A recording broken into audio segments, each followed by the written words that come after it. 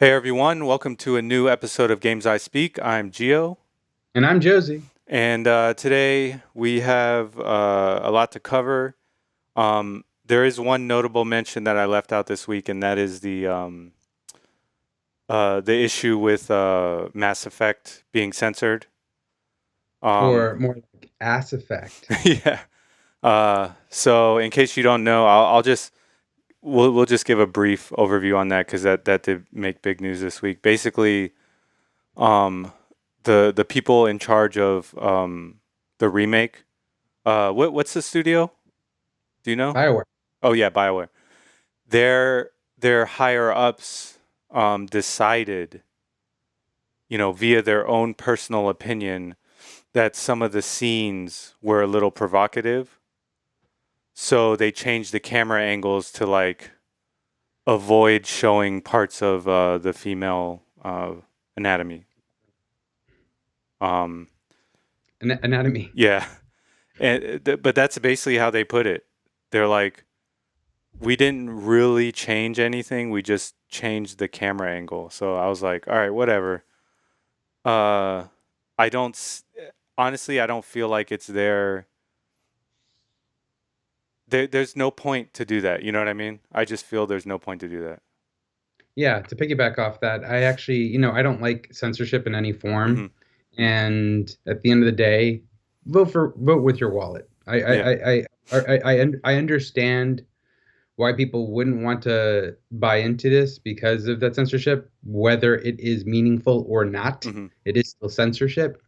So, if you don't want to pay for it, don't. Yeah. But BioWare, by and large, is not the same BioWare that it was when Mass Effect 2 first came out. Yes. This BioWare is the BioWare that has made Mass Effect Andromeda. Yes. So just take that as you will. Yeah. And it's all it is really to me is like pushing your ideals onto everyone. You know what I mean? Like your job is to remake this game, right? It's not to say, "Oh my god, you can see her butt. Let's hide that. Let's hide that. That's naughty." You know what I mean? Yeah. Like that's not your job. Your job is to remake the game as best as possible. It's not to say like, "Oh my god, I this makes me feel uncomfortable, so therefore it must make everyone else feel uncomfortable, so I'm just going to cover it up. I'm just going to take it out." You Yeah, know? that's the kind of thinking I personally don't like. Yeah.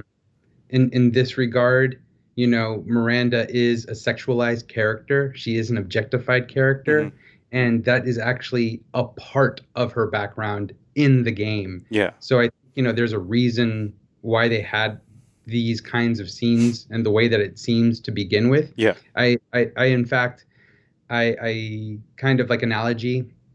I relate it to something like film noir, where film noir, you'll have the detective, the hardball detective, and he'll have the femme fatale character come in and give him, a sob story, Mhm. something very serious, a problem that needs to be solved. And all the while, we'll get some kind of internal monologue from the quote unquote protagonist, and they are eyeing this female back and forth, commenting on how they look, their appearance, and stuff like that. And this character and how they were utilized very much honed in on that style of storytelling. Mhm. And so I understand where that's coming from, but I also understand people not wanting to see women objectified. But this character, in and of it itself, is an objectified, sexualized character. So Yes. Yeah. it's not black and white. There are shades of gray. Yeah, and part of the problem is when you remake games, the original, employees, they're not there anymore and you don't know why they made certain decisions. And so if you just take those out because you feel uncomfortable, not because of any actual reasoning that is logical, And you're changing the Yeah, context. exactly. And so you're it's just one more step away from the magic that made that game in the first place. You know what I mean? Yes.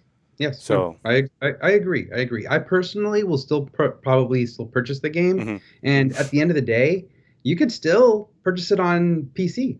And I'm pretty certain there will be mods. Yes, of course, of course. Okay. All right. So yeah, I just wanted to cover that quickly. All right. So for our first big story, this caught my eye.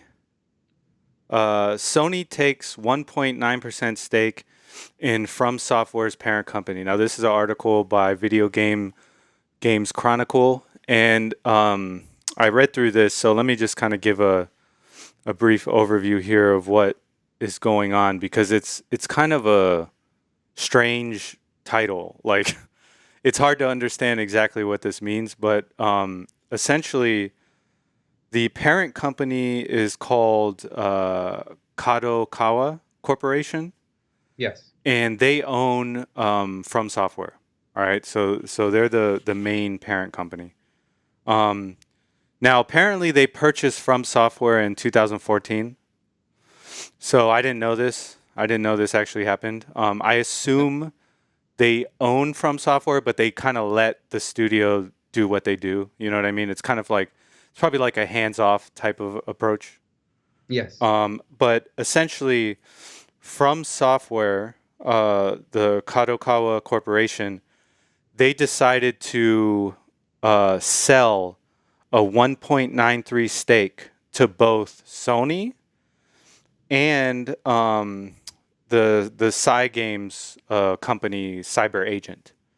And if you're not familiar with Cygames, they make a lot of mobile games.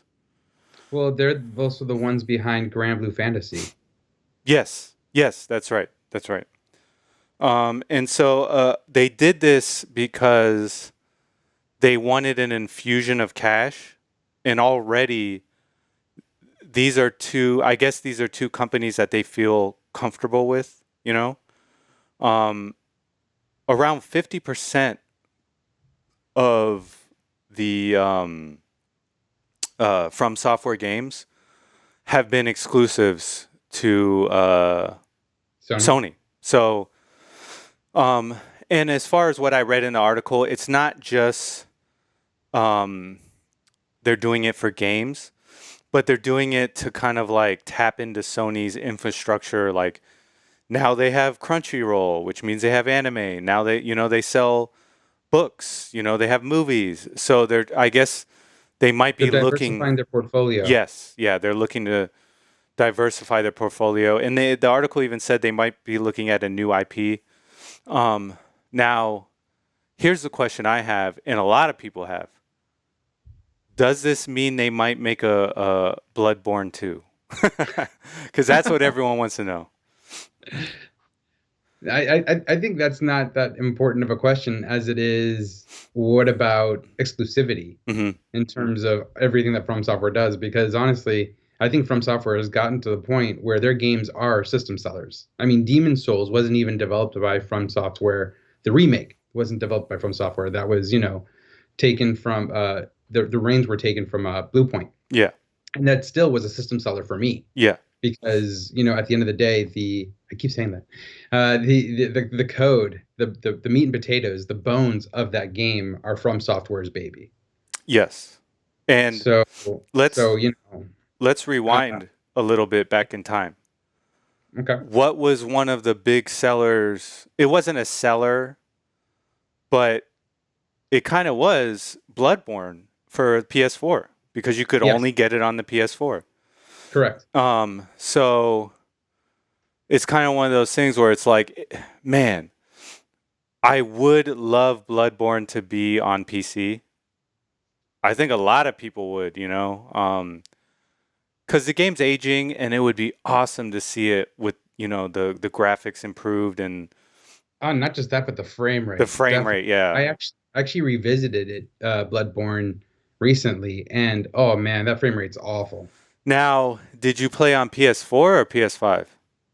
So I played it on PS4. I have not yet played on PS5, but I think it's capped at 30 frames. I could be wrong.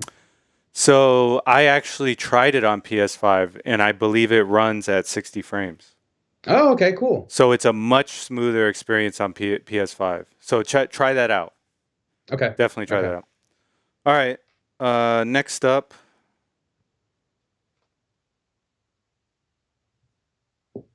This is a tweet regarding Battlefield 6.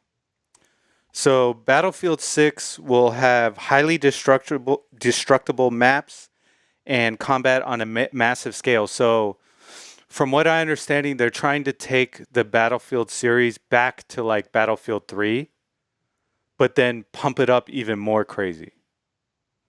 So Okay.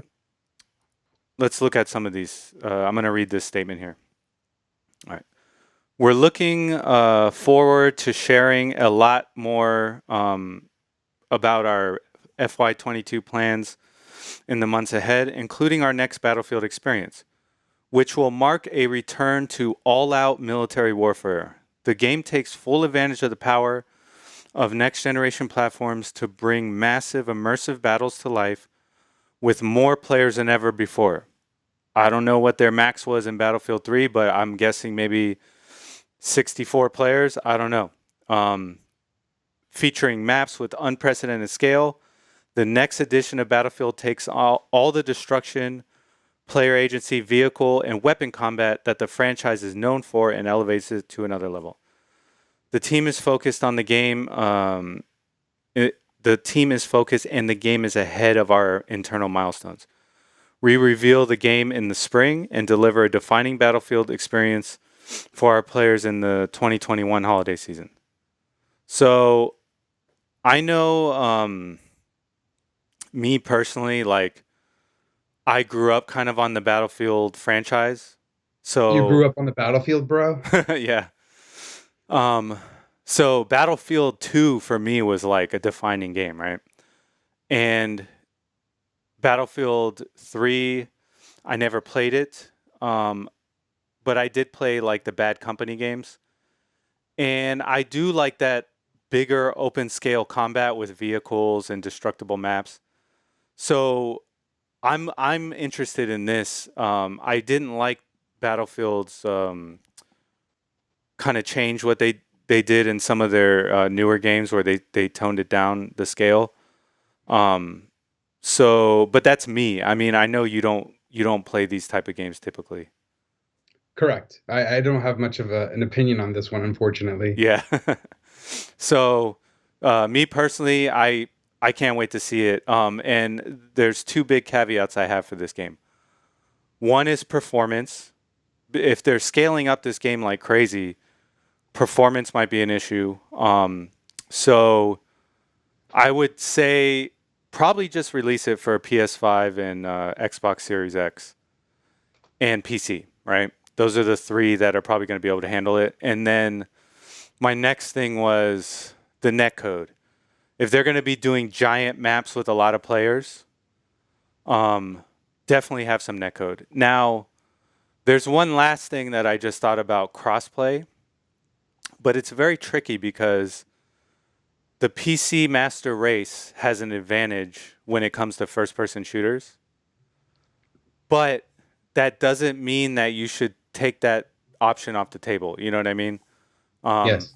if you can streamline the controller accuracy and controls, you could make it so that PC players and console players could enjoy playing together, you know? So, yeah, those are my caveats for the game. If those check out, then I'm probably going to buy it because, man, I haven't played a Battlefield game since Battlefield Bad Company 2, and I spent countless hours on that game. So, Well, why is that? Why haven't you played any of the more recent Battlefields?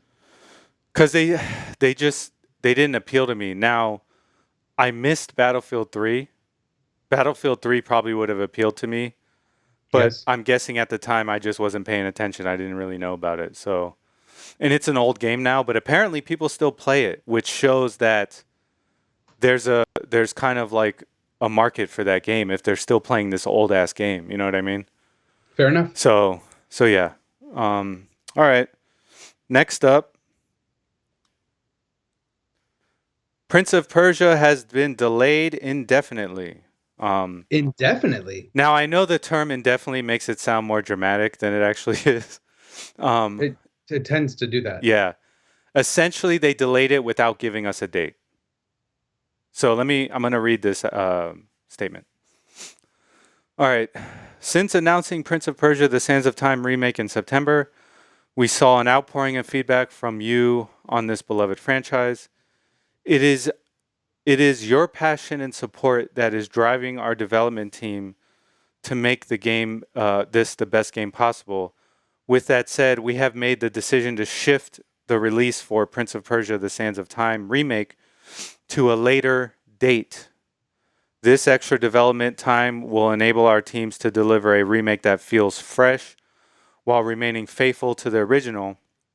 We understand this update might come as a surprise, and we will continue to keep you posted on the progress of Prince of Persia: The Sands of Time remake. In the meantime, we want to thank you all for your ongoing support. So, yeah, I just said indefinite because they give no timetable at all. So we don't know if it's going to be this year. Is it going to be next year? Um, what do you think about it? Because when we originally saw it, we weren't impressed with what they already had. Correct. So, I mean, I have to go back to Shigeru Miyamoto's quote, which I'm probably butchering, but I can paraphrase, which is a delayed game, it is eventually good. A bad game, a game that comes out bad is bad forever. Yes. To some extent, I mean, some of the most recent games like No Man's Sky has broken that mold, Yeah. or Final Fantasy 14. But in general, bad games that start out bad, it's hard to gain back uh, customer trust. Yeah. Yeah. Now, I haven't been following the latest Ubisoft game. What's it called? Phoenix. Immortals, Phoenix Rising. Yeah. Did you hear anything about that game? I've only heard nothing but good things. Okay. It's gotten some great reviews. People are saying it's like Breath of the Wild, kind of, but just saying that it's like Breath of the Wild is a disservice to it because it does enough things differently. Mm-hmm. Especially in terms of its combat. The combat's pretty robust, Mm-hmm. from what I hear. It takes like Assassin's Creed style combat, and so yeah, no, I definitely want to give it a chance. I just haven't gotten to it yet. Yeah. Um, But what about it? well, I just didn't know how it was doing. So I was kind of curious, like maybe if it came out and did bad, they would be hesitant to release Prince of Persia early. But if it's doing good, I think it's a separate. I think it's a yeah, separate situation altogether. I yeah, think this is more about the development of the game and the graphical fidelity yes, because it was harped on for the graphical fidelity. yeah, The story is already taking care of itself. The yes, gameplay should really take care of itself. It shouldn't really be too much of a lift gameplay wise hmm yeah. So because I the would game assume stands up. that they're going to go back and fix the graphics, add new textures, add new cutscenes, stuff like that. Yes, yes. Yeah. Make it look something a little bit more useful for next gen, if you will, not just something previous. Yes. Yeah. I agree. All right. Next up, Demon Slayer Kimetsu no Yaiba Hinokami Kaputan adds PS5, Xbox One, and PC versions. So honestly, I didn't even know this game was coming out. um, now I just finished Demon Slayer on Netflix. I know I'm behind the times, but I freaking loved it. Right? It's fantastic. It's amazing. Actually, if you don't mind, show me real quick. I actually just bought Oh, these. I just bought these. oh, nice. What are those mini characters? Yeah, they let me see if you can see them. Oh, cool. Yeah, but here's the thing. I bought them as a gift for a friend who's also really big into Demon Slayer. Oh, okay. Nice, nice. But I just got but I mean I'm also a big fan, so I'm excited for the movie coming out. Yes, everyone's on pins and needles for that movie. Yes. um, now, But what is this? I actually haven't heard about this game. What is yeah. this? So it's they've released a couple trailers. Two of them are but the third trailer actually shows gameplay. So it's more of a story mode game, and it has tag battle in it.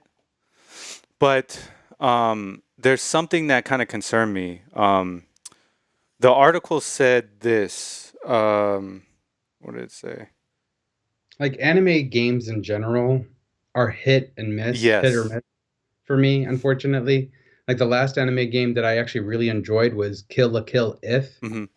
I thought that was a lot of fun, not just in terms of gameplay, but in terms of story. Kill la Kill is just a really fun story. Hmm. It's bonkers, but I really like Studio Trigger. Hmm. And what other fighting game? Oh well, Dragon Ball Z Fighters. Dragon Ball Fighters is amazing. But that was well done, but I think I'm pretty sure it was because of Atlas. You mean Arc System Works? Arc System Works. Yeah, my bad. Yeah, I'm Yeah, pretty yeah. sure it's I because of mean, they them. also did a great job with Persona 4 Arena and Arena Ultimax. Yeah. So, Um. but those games have like a lot more story to them, and I enjoy that. As personally, and this is just my personal preference, I'm more of a single player person. Hmm. Like I remember playing story modes for fighting games by myself all the time back in the day on Sega Genesis and stuff. Hmm. So that's kind of how I was brought up, and I prefer it that way Yeah. still. So when a fighting game has a robust story, I really appreciate that. But here's what concerns me is that the way they described it was they said the game focuses on story, but then there's a simple tag battle. And when I hear that, I'm like, oh man, does that mean that they're just like adding it after the fact? You know what I mean? Yeah, and even then, I'm trying to think of Demon Slayer, and was there a lot of tag teaming in that show? No, it was usually they would get cut off on their own and they would have to fight to survive. Exactly, Yeah. exactly. But yes, there was some quote unquote like people working together, but Yeah. it wasn't a big foundation of the show. No, no. So, I wonder why they're incorporating it to begin with. yeah. So, my, like, if I could give them any advice, I would be like, if you're going to make this game, just focus on the part of the game you're going to do best, which it seems to be storytelling. So Yes. just focus on that. Don't throw in a sloppy tag battle, put all your effort into the story because, and like you said, anime games haven't been doing so well recently, especially the Bandai Namco games.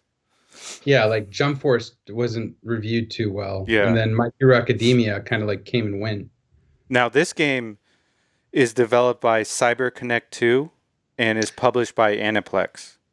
So CyberConnect 2 did the Naruto fighting games, Hmm. like Ultimate Ninja Storm, Hmm. and those games are okay. They're very simplistic. Hmm. I preferred Naruto Gekito Ninja Tyson For the GameCube. for the GameCube and the Wii. Yeah. Those games were awesome. I wish they would bring those back. Yeah. But So yeah, but unfortunately, Naruto Ultimate Ninja Storm, we'll see. We'll see. we'll see. They look great. They do. They do. And I will say this, if you haven't seen Demon Slayer, get on that right now because it's amazing. All right. Next up, Google Stadia has decided to close down their first party game development studios. They call them SG&E. Um, so this is actually a release by Google on their blog. And they kind of just discuss why they did this. And the reasoning behind Why did it they do it? is they decided that instead of working on games, which is not their specialty, and games take a lot of time, a lot of money, a lot of effort, you have to be passionate about it. They decided that that wasn't their calling, and perhaps maybe they rushed into it. And so now they're going to shift focus onto the platform itself to deliver the best gaming experience for gamers as well as the best way for third parties to get their games out there. So I think that's a smart move on their part. What do you think? I think it was a smart move that they should have done from the get-go. Yeah. I don't understand why they didn't do this to begin with. If anything, this is poor planning on their part. Yes, it's almost as if they just kind of admitted to themselves like, "Hey, we don't know how to make games." Like Why are we doing this? We're Well, not. it's not that we don't know how to make games. It's more like we don't know how to manage game studios Yeah. and manage expectations and maybe understand the gaming community as a whole, because Stadia should have launched like that in Yes. terms of having the best experience, having the best method of playing these games via their platform. Yes. And they didn't.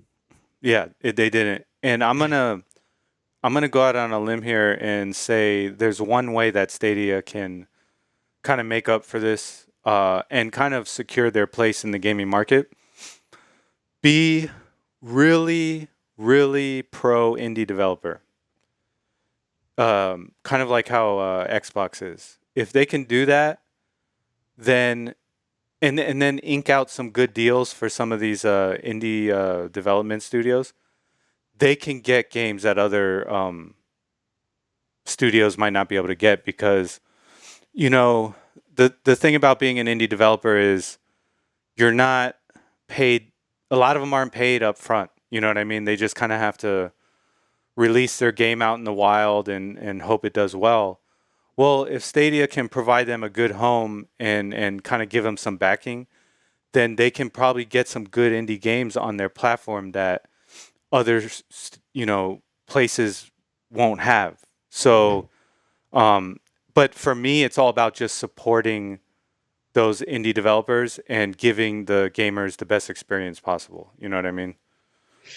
So I agree to an extent, but it is kind of a slippery slope. Yeah. And the biggest reference there is Epic Games in terms of their aggressive acquiring of games through deals, Yes. game exclusivity to be specific. Yeah. And that rubbed a lot of people the wrong way to the point where they just said they wouldn't be using the Epic Games platform because they were poaching. Yes. And granted, this gave indie developers the opportunity to survive Hmm. because they were getting a large influx of cash up front before even selling the game. Hmm. But you're doing it at the cost of gamer goodwill. Yeah. So here's the thing. They could do a thing where they said, "Hey, look, you're going to release your game.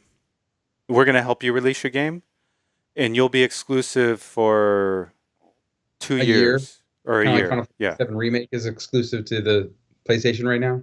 Yeah. But just do it temporarily, like a time release. You know what I mean?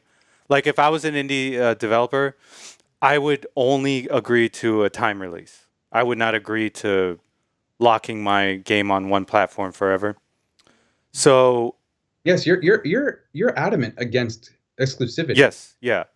But at the same time, I'm coming to understand that I can't be 100% against it because I realize that some games just wouldn't be made.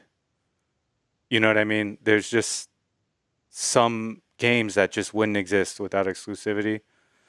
And so it's hard for me to admit that in some cases, but it's just true. So I'm I kind can of tell, like kind of choking up. yeah. I'm trying to walk the line. I'm trying to walk the line where it's like exclusivity up to a point. You know what I mean? I don't want it past a point. If a game is going to be thrown in the trash, okay, then make it exclusive, Make it happen. But if it's going to end up like, you know, like what happened to Demon Souls did before the PS5, you know what I mean? Then but then again, that's a different story cuz Demon Souls shouldn't even exist in the first place. um okay. All right. Next up. So um Blizzard has decided to go ahead and do their BlizzCon online, and they're calling it BlizzConline, which I think is a clever pun. Um, so essentially, they're gonna do this. It's gonna take place on February 19th through the 20th, and it's gonna start at 2 p.m. Pacific time on Friday and 12 p.m. Pacific time on Saturday. So for them, this is a special event for Blizzard. They're celebrating their 30th anniversary.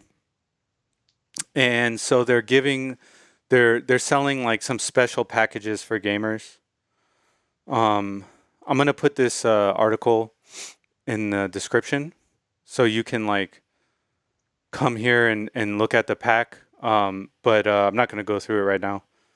Hmm. But they're doing them for a bunch of their games. They're doing packs for World of Warcraft, I believe Overwatch, and Diablo 3. So that's pretty cool. Um, and then if you don't have to buy one of these packs, these are kind of just extra stuff for the gamers. You can also watch it live on BlizzCon.com for free. So Okay. I just thought that I was was gonna pretty ask, cool. but which pack are you getting? I haven't decided if I'm going to get a pack, to be honest. Um, Do you need to? I thought you owed all the Blizzard games you want. I do have a bunch of Blizzard games, yeah, and I'm looking forward to Diablo 4. So we'll see. But all right. Next up, I thought this was pretty cool. A Xbox 360 version of GoldenEye 007 was leaked this past week. So essentially, this game was in development in 2008, and I'm just gonna read this to kind of explain like why this didn't come because the game was almost done. The ROM Yes. the ROM is almost complete. Like the game is almost 100% done, right? So this is what the article said. The main reason it didn't happen was because there were too many stakeholders, and I believe this is from one of the guys involved in the development of this game. He said Microsoft, Nintendo, and Eon, owners of the Bond license, could never agree on terms. And that's before you even start to consider getting all these original movie actors to agree to have their likeness used again. So essentially, they made the game, and then the fact that the licensing was a nightmare just kind of destroyed any possibility of the game being released. But the good news is the ROM is out there in the wild now. You can download it. You can play it on a PC emulator for Xbox 360, and you can also load it on a modded 360, which is what I'm going to do. That's how I'm going to play it. So I'm going to have to find a way to convert it to an ISO before I do that. And modders are already starting to work on the game. They want to finish it. Awesome. Yeah. So I think that's That's pretty cool. cool, man. I really do. Yeah. All right. Next up, a new Sonic the Hedgehog game. This is a rumor. Keep that in mind. So this is a post on NeoGAF by Kiyoshiro330, where I don't know if it's a man or a woman. They go into detail about everything that they've heard about this new Sonic game. So apparently, it's gonna have Sonic and Amy as playable characters, and it's Okay. gonna dig deep into the Hedgehog lore. Okay. So it's going to be a story-based game. It's obviously going to be 3D, um, and this is what I don't understand. There is no boost, not even as a limited thing. It just isn't there. Now, does that mean boost as in like when he spins and then like boost through the level? Yes, I believe so. Okay, so it's not going to have a boost. So I'm assuming it's going to be a more story-based platformer or maybe an RPG. I don't know. But They could do something like Star Fox Adventures. Is that what you're thinking? maybe. Sonic goes to Dinosaur Island. So, so yeah. I mean, what do you think about that? Would you be interested in playing like a story-based Sonic game? I mean, didn't they do that with Brotherhood Chronicles on the DS? I don't know. Honestly, I've never played that. Uh, I don't know. I don't know. The last Sonic game I played was Sonic Generations, Okay. and that was on the 360. Uh, I'm used to Sonic going fast, so Me too. I need to see more. I need to understand why they took away Boost. There's got to be a reason. Yeah, the only thing I can think of is if it's more of like a story-based RPG type game. But then what's the story? That he's slow? I but, It says in the article or the but post that the story is like uh showing the origins of the hedgehog race or whatever, his race. well, here's the thing. So that Boost, um, I don't know if you know this, or maybe I could be wrong, but from what I understand, that Boost was introduced in Sonic the Hedgehog when it came to the Genesis. When Okay. Sonic the Hedgehog first came out that was Sonic 2. Yeah. When Sonic the Hedgehog first came out, he didn't have a boost. No, he doesn't. And when you yeah, and that's why I don't like playing the original cuz I love the boost. 2 is the best. Yeah. So I mean, ever since then, there's always been a boost. So maybe they're doing a little bit of like remember your roots kind of thing. Yeah. So it sounds like it could be interesting. Yeah. I'd like to see more before I make any kind of judgment on it. Same here. Same here. But I am interested in it cuz it's been a while for a Sonic game. Yes, it has. Yeah. All right, next up. This is not a game topic, but it's hilarious. I All right. Captain Tsubasa anime character cleared of gender-based violence charges by a Chilean court. What? Just reading the title is hilarious. All right, so I'm gonna kind of go over. So the reason I'm covering this, I know it's an anime, but the game recently came out, so it's kind of came up on my radar. Um, so essentially, for those of you that don't know, Captain Tsubasa is like a super popular soccer anime, and it's huge in South America because they love soccer down there, right? They call it So hook. a broadcasting company in Chile uh, re- uh, like started airing the show in 2019, and let me damn, I want to play this, man. I can't do it with audio though, so let me turn the audio off. All right. So in this clip, this character he slaps her, Damn, and his name is let me see. Andy. It says it right there in the description. It says Andy golpea a Mary, and that means Andy hits Mary. So his name in the series, I guess, is Jun Misugi. They called him Andy in the Spanish I version. know it's hilarious. So let me read the quote from the judge because hilariously enough, the judge actually must have watched the anime to make his ruling. So the court case is somebody sued the network saying that the show was sexist, and they fined him. They fined him, or they didn't sue him. They fined him like around $5,000, and the network, instead of just paying the fine, they took it to court to settle it in court. Right. So this is what the judge said.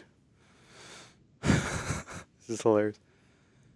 Captain Tsubasa is not a violent program. It is an animated story that depicts children dedicated to soccer, their development, and the competitions they engage in. One of the main characters suffers from a heart condition in which he'd been keeping a secret, and a girl that he considered a friend revealed it to his rival.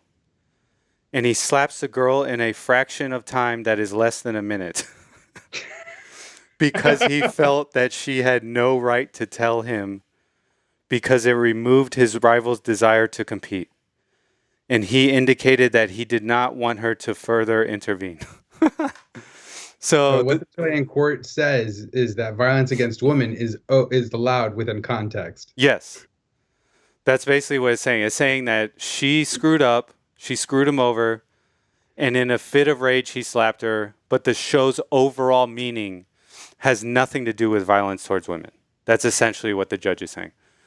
So, yeah, Captain Tsubasa was almost canceled in Chile, and then a judge came out and saved him. So I thought that was pretty hilarious. Props to the studio for not giving in and taking it to court. Yeah, It yeah. was that was a risky game. It was a risky game. It was a risky game. All right, and final piece of news. Silent Hill composer teases a new project. This is from Siliconera, and it's kind of made the rounds. But it came from a interview on a YouTube channel called AI Hub. So Akira I don't know how to say his name. Akira Yamaoka. Yamaoka. He's a famous composer for the Silent Hill and Contra series. And I didn't know this, he recently did the music for Medium, that new horror game that came out on the Xbox. Yes. So, which I think is pretty cool that they decided to use him for that. So in a recent interview, Akira said that he is working on a project that many people would be interested in. The project will be announced this summer, and that's it. He doesn't spoil the beans, but here's the big speculation. He just came off doing a horror game. He's talking about a game that a lot of people want. And so the speculation is he talking about a new Silent Hill game? And if he is, who do we want to make that game? So what do you think? Damn. Well, it's funny because I actually learned this from Spawnwave, and Spawnwave has a